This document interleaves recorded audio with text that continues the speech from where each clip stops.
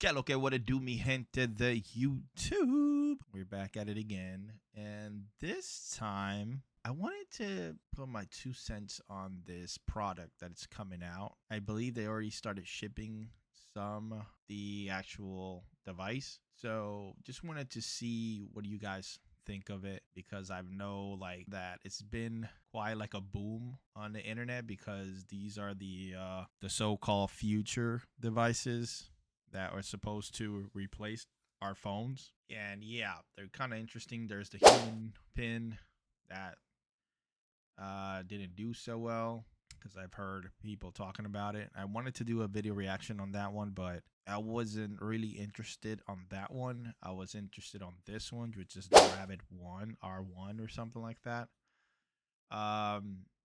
Because I don't know, this one was this one is cheaper. It's $200, and the interface has a screen, has a camera, where the human only has like, you put your hand out and it has like this projector in your hand sort of thing.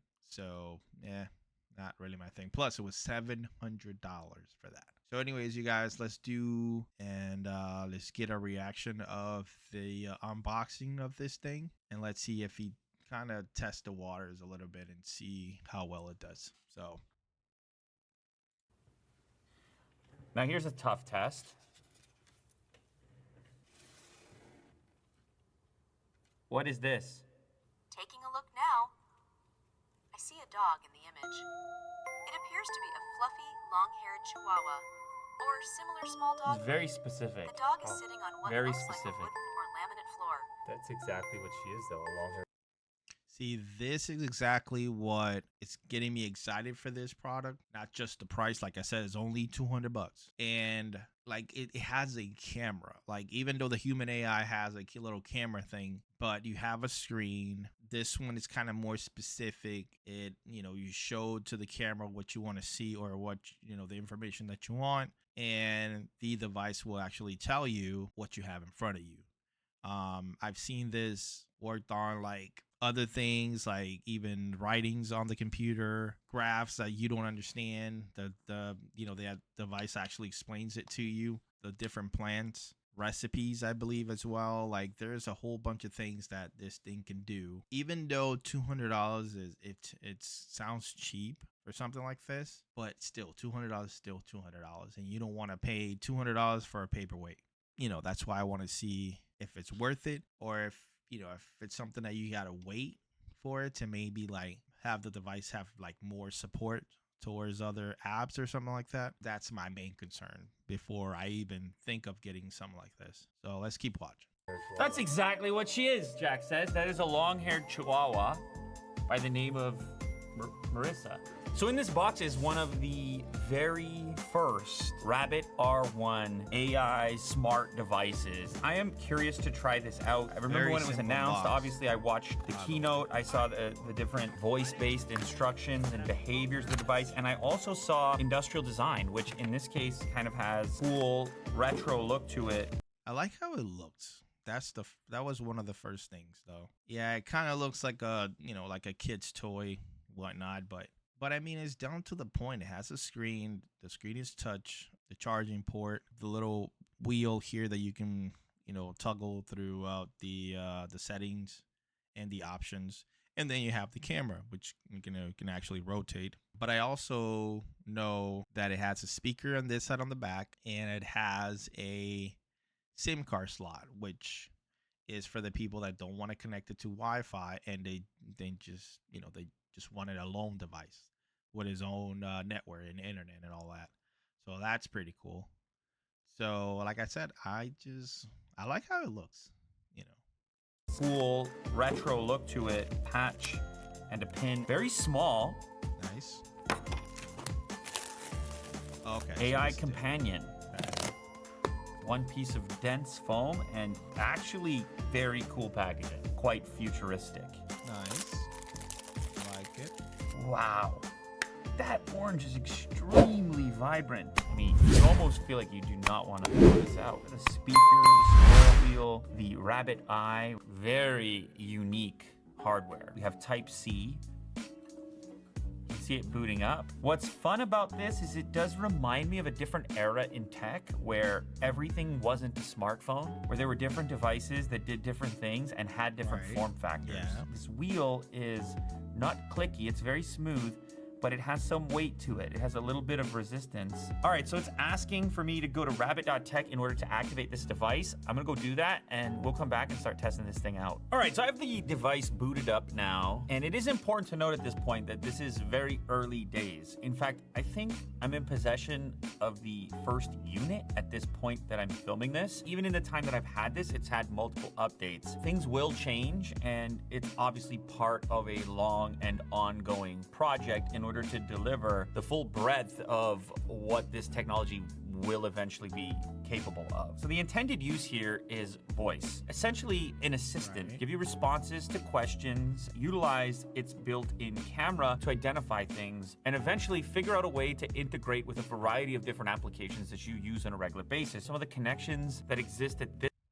which I think that's where the difference will be. So, because if you're trying to replace these, you're gonna need more than just like the human pin or whatever, because it's not as fast. And if you do want to replace the phone, or not replace but reduce, the time on your phone and all that, then it has to be something that is fast.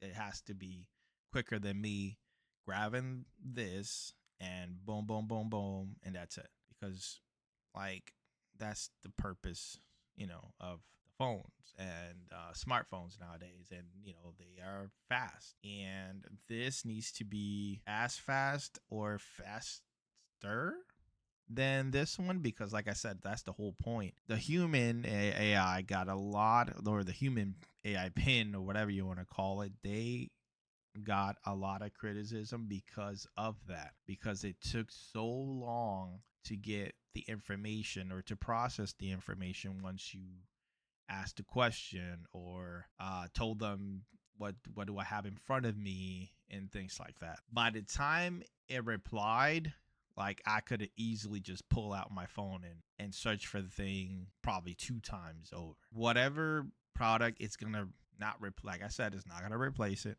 but whatever product is gonna try to save you time from pulling out your phone, it has to be fast. That's the main thing. It has to be fast. Second, it has to be accurate. I seen the hiccups on the human AI pin. I seen hiccups on even this one, on the Rabbit AI or R1. It has to be accurate. It has to be fast. Plus the interface. That's why I'm leaning more towards the Rabbit, because the interface, obviously you can see it because it has a screen. Human AI pin don't. You have to push it in order to activate it. Here, it's more in your hands. You just push the button and you're activating it already. So, plus, you have to some way or somehow connect to other things. It can't be just an alone thing, which to me, that was the biggest flaw, because these devices has to have a way to connect to your phone. Because remember, this is probably one of the devices that knows you, knows what you watch, knows what you like, knows who you call. When you get this standalone device that doesn't know you, then I feel like it's a lot harder for you to get used to that device. Because when you ask this device or call somebody or text this particular person, or once you ask something that you do want to watch, to give you some recommendations of what you want to watch or what you want to eat, then if it doesn't know you, then it's just going to give you some random stuff. Like I said, I think one of the biggest flaws was that it does not connect to your regular device, your regular phone. I don't think this one does. Judging from the videos that I watched, the human AI pin does not connect to your phone at all. I don't know about this one, but I guess we'll know, as maybe on this video it will tell us. So yeah, so let's just continue here. This point, DoorDash, Midjourney, Spotify, and Uber. I'll give you a quick example of how that works. Play Daft Punk on Spotify. On it, I'll get the music going for you. Now, obviously, I can't play too much of that for copyright reasons. Album artwork. So that's an example of an integration that currently exists, but you could imagine that expanding to a variety of other things. But let's just start out a little bit more simple and ask a couple of questions. Who are the Toronto Maple Leafs? The Toronto Maple Leafs are a professional ice hockey team based in Toronto, Ontario, Canada. The team was established in 1917 and is one of the original 6 teams of the NHL. Now, the next thing I'm gonna do is speak to the assistant without context in order to follow up on the previous question. Who is the best player? The Toronto Maple Leafs have a rich history with many iconic players. According to See, that's interesting. He has a follow-up question. That is also pretty cool. That is what sets a lot of the new AI devices apart from each other. For instance, Google, you have to keep waking, or back in the day, because it has gotten better. But back in the day, you had to like wake up, do the wake up voice, to ask the question. But then you have to ask the question again. Like you couldn't ask no follow up questions. Like you couldn't have like a kind of like a conversation with it. That if it's able to do that, then also like that's a plus. To the search results, some of the best players in the team's history include Dave Keon, Syl Apps, Ted Kennedy, Johnny Bower, Tim Horton, Boris Alming, Daryl Sittler. To determine the current best player, one would need to consider recent performance statistics, individual awards, and team success. Pretty impressive. It's very detailed. Detailed to an extent that you're not really getting out of the existing assistant software that you probably have on your phone. This is not an assistant that's triggered via voice. Instead, it's all via this mechanical button. Now, to get into the interface, I shake, I end up with this menu, options for brightness, which I can hold and adjust in this manner. The shake is cool because it alleviates putting extra buttons on the device, or a lot of buttons on the device. I don't know if maybe with that device that you hit to wake up the device, if you're able to get to the settings and all that, having the motions on them can actually replace a button that you might have to put on the device. So that's pretty cool. It's an interesting interface, and if you're familiar with Teenage Engineering designed products, it's kind of familiar. So if I want to change the volume of the voice, I hold and scroll. It's a 2-stage situation. I have it at max right now. You do actually have a screen-based input by flipping the device like this, and here you can see a keyboard that pops up. We flip it the other way and we snap back. The other cool thing there is the continual language, not having to reiterate the previous question, but being able to just build on it, like the 3 consecutive Toronto Maple Leafs questions, and it will remember it even right now. Who had the most goals this season? The player who scored the most goals for the Toronto Maple Leafs. See, that's pretty cool. Like after a while, that it still retains like and has consistently the stuff performed that you at a have high asked. level That's throughout pretty the cool. season. Now you can actually clear the memory of the device by tapping this button 5 times. Now the other interesting thing that's on here is this camera, or what they're calling the eye. So if I double tap this button, I get vision that pops up, and I'm going to bring over a couple of objects. This is a pretty easy one. What am I looking at? You are looking at a Wilson NBA basketball. The basketball has the Wilson logo and branding prominently displayed on it, as well as the NBA logo, indicating that this is an official NBA basketball. Nice. Okay. What am I looking at? You are looking at a potted plant with green grass-like leaves in a gray pot on a wooden table. In the background, there is a person wearing a gray shirt and a desk setup with computer monitors. You grab the person in the background. It's the detail. It's actually almost like unexpected detail. I can even take some text that's on my phone, read this out loud. Taking a look now, Frank McCauley is deeply proud of his Italian roots. See, McCauley that established a home is and business amazing. in Woodbridge, Like it's Ontario, actually a short drive from Toronto, dictating and his what was on the commercial plumbing phone. operation That's pretty cool. soon provided him with financial success, with equally desirable motorcycles. I mean, it'll and go road on. rage, Like that and is display all a of it in a relatively cabin fast That is cool. That is reading really cool. and 'Cause sometimes, conversion like, of an article on a I'm phone. more of a, if I want to hear like an audio, like I'm the audiobooks guy. That's pretty cool. How it's dictating what's seen on the phone. Now here's a tough test. What is this? Taking a look now, I see a dog in the image. It appears to be a fluffy, long-haired Chihuahua. And by the way, Or if similar they're small not dogs. Very editing the specific. The dog is sitting video, on what Very looks like a specific. wooden or laminate floor. then it's actually Marissa, doing the it long-haired pretty Chihuahua, fast. Like, R1 was able to identify it's really that. fast. What should I do if they're I'm not, looking for a you know, fun activity editing the videos on a Saturday night to in the edit Toronto time? area?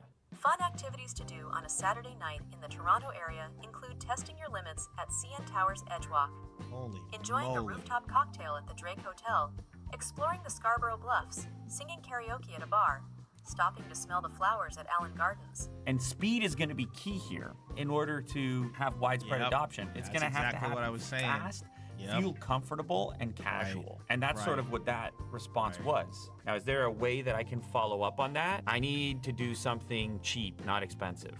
For budget-friendly options on a Saturday night in the Toronto area, you could consider having a picnic at Trinity Bellwoods Park, Nice. exploring the Distillery District, attending a free Mo's just concert sitting over or there event nodding at right now. Yonge Dundas Square, Because taking you a see what I'm stroll along saying? the harborfront. You see what I'm saying? Some of these That's things are good. free. That's Mo good, didn't yeah. realize by That's moving good his desk, because- now he's this guy. Yeah. Now he's always But that's actually good. Like I said, the speed is awesome. Plus, it's given the activities change to just some things that you can actually go and sit, like a park or like downtown that you can walk and things like that. So because he told it that he wanted like a cheaper option and things to do, it gave him those options. So and like I said, if they're not editing the video, it's doing it pretty damn fast. maybe that's what he was going for. Hey, those first few things sounded kind of expensive. Can you give me a cheap option? It went and found like 5 of them. It's very fun to experiment with. I know a lot of people are gonna have a lot of ideas and opinions, what kind of place it's gonna hold, because you have a phone, and this is kind of a different style of interaction, but a lot of the tasks end up being similar things to what you do on your phone, but just differently and more conversational. Now, I'm an early adopter, so if I see this thing and I'm sort of willing to go on that ride and recognize that it's not going to be everything today that it can hopefully be eventually. But I personally was very, very excited about interfaces that are mostly voice-based and require less screen time, essentially. Less time where you're Right, captivated right. by your display and more time that you're sort of looking around and interacting with the world. Voice presents that opportunity, and AI assistants are the way in which we get there. So those subtle differences in approach, the understanding of context, conversational component, that will be the key for my personal usage and I think eventually widespread adoption. Now, the next way to sort of supercharge your assistant is via something called LAM, which is being integrated into the I mean, in a way, it kind of does, like, saves you time from your phone, because I've always wanted to give less time to social media and all that. Use less my phone. This could be that, because it's obviously your limit. You have a limit to the things that you can do with this thing. Plus, I feel like most of the stuff that you want to do, like, you can do it from this, and you won't get distracted on TikTok or the YouTube, the Instagram, the Facebook, and all that. In a way, I feel like this could cut your phone time quite a bit. But my only concern is that that now you're gonna have to have an extra device on you. Pull out an extra device, because I don't think that it has some sort of voice activation. As far as I know, it's just a button for now.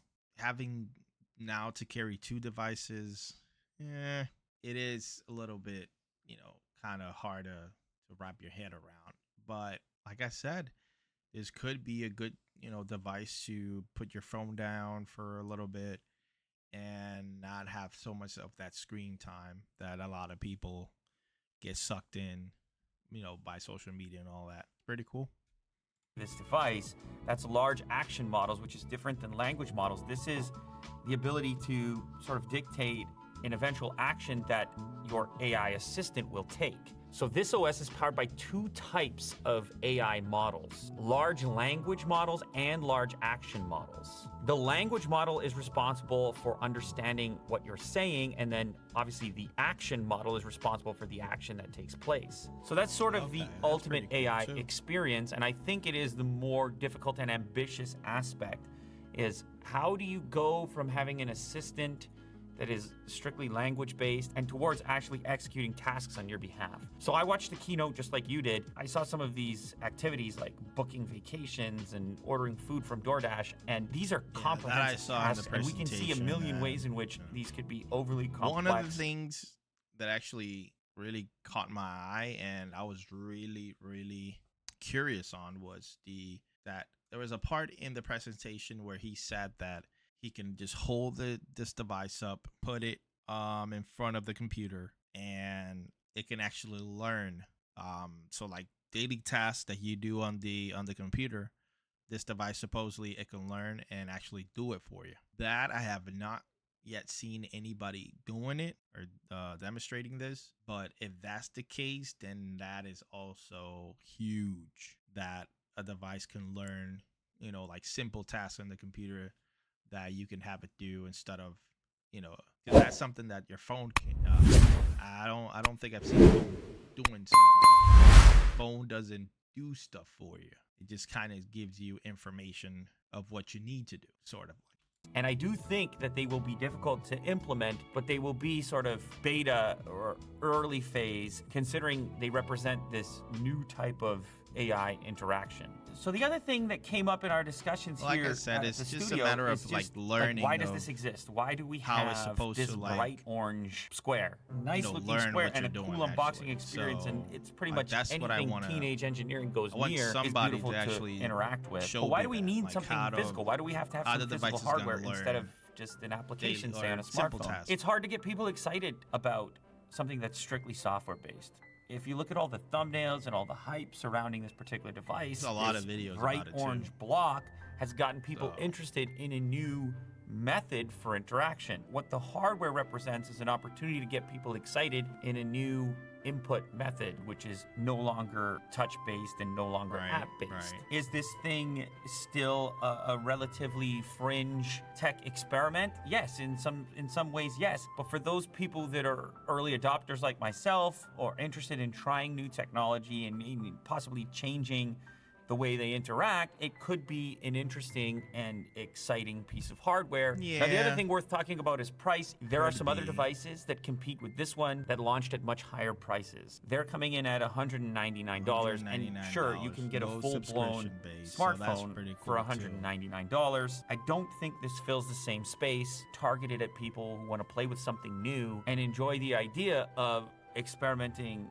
with a new platform, with a Right. new interface, after however many years we've spent with kind of a the singular phone. approach to computing, which is the touchscreen-based smartphone. I think Right. anybody who's interested in purchasing this already has a smartphone and understands to a certain Obviously. extent what they're getting into. An early step towards our eventual computing future. You have to admit it's pretty. You have to. It is. It really is. Like the whole device, I like it. So I like it. But yeah, so that's it. That's the Rabbit R1. We're gonna continue seeing videos as they come along. People doing some in-depth reviews and all that. So like I said, there's been some impressive things that they've done, but I feel like once I see that part of the presentation and where the device actually learns, to do certain things, then that will be the whole point of an assistant. Yeah, so anyways, there you guys have it. If I miss anything, any information at all, you already know. Put it down there. Burn that comment box and let me know what I missed. Let me know if you're planning to get it. If you guys have one already that you can send the boy and let me play with it, then, do that as well. Whatever you guys have, let me know. And anyways, guys, I'm out of here. Peace. I'll catch you on the next one.